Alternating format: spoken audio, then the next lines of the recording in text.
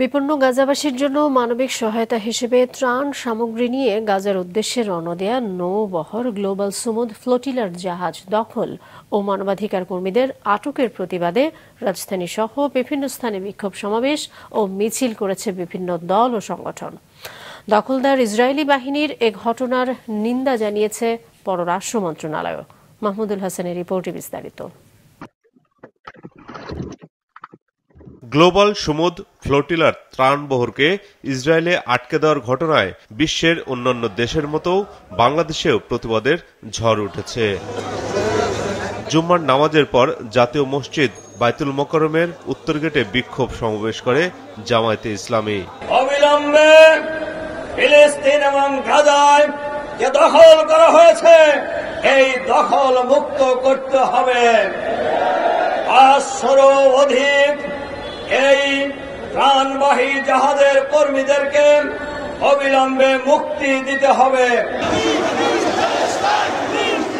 সমাবেশের পর শুরু হয় মিছিল, অংশ নেন কয়েক হাজার মুসল্লি।